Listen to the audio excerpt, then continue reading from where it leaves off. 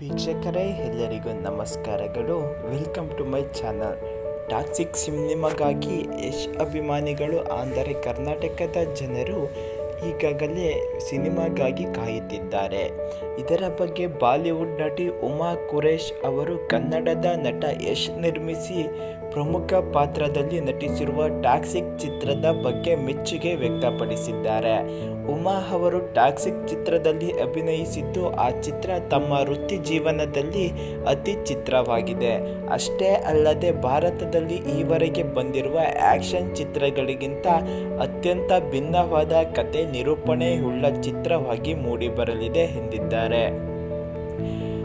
Bollywood reporter ಎಂಬ ನಿಯತಕಾಲಿಕೆಗೆ ನೀಡಿರುವ ಸಂದರ್ಶನದಲ್ಲಿ ಮಾತನಾಡಿರುವ ಅವರು, ಟಾಕ್ಸಿಕ್ ಚಿತ್ರ ಒಂದು ಬೃಹತ್ ನಿರ್ಮಾಣ. ಯಶ್ ಅವರಂತಹ ತಾರೆಯ ಜೊತೆಗೆ ಹಾಗೂ ನಿರ್ದೇಶಕಿ ಗೀತು ಮೋಹನ್ ದಾಸ್ ಅವರಂತಹ ನಿರ್ದೇಶಕಿಯೊಂದಿಗೆ ಕೆಲಸ ಮಾಡುವುದು ಅತ್ಯದ್ಭುತ ಅನುಭವ.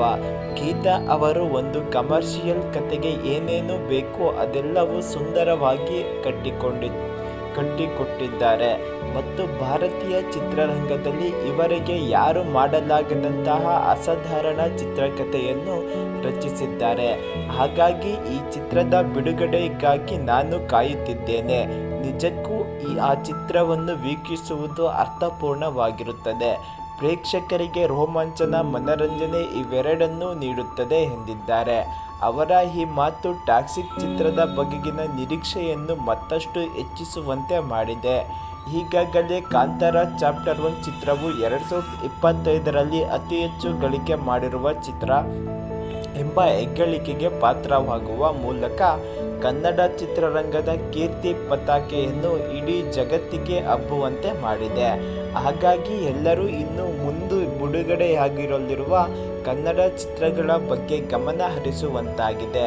ಅದರ ನಡುವೆಯೂ ಉಮಾ ಕುರೇಶ್ ರವರು ಟಾಕ್ಸಿಕ್ ಚಿತ್ರದ ಬಗ್ಗೆ ಹೇಳಿರುವ ಮೆಚ್ಚುಗೆಯ ಮಾತುಗಳು ಚಿತ್ರದ ಒಂದು ಉತ್ತಮ ಅಭಿಪ್ರಾಯವನ್ನು ಹುಟ್ಟಿಹಾಕಿದೆ. 6 ಭಾಷೆಗಳಲ್ಲಿ ಯುಗಾದಿಗೆ ರಿಲೀಸ್. ಟಾಕ್ಸಿಕ್ ಚಿತ್ರವು ಕನ್ನಡ, ಇಂಗ್ಲಿಷ್ ಭಾಷೆಗಳಲ್ಲಿ ಏಕಕಾಲದಲ್ಲಿ ಸಿದ್ಧವಾಗುತ್ತಿದೆ.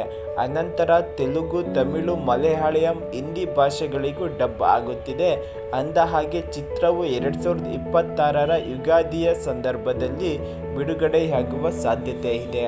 ಈಗ ಪ್ರಕಟವಾಗಿರುವುದು ಮಾಹಿತಿಯಂತೆ 2026ರ ಮಾರ್ಚ್ 19ರಂದು ಬಿಡುಗಡೆಯಾಗುವುದು ಎಂದು ಹೇಳಲಾಗಿದೆ.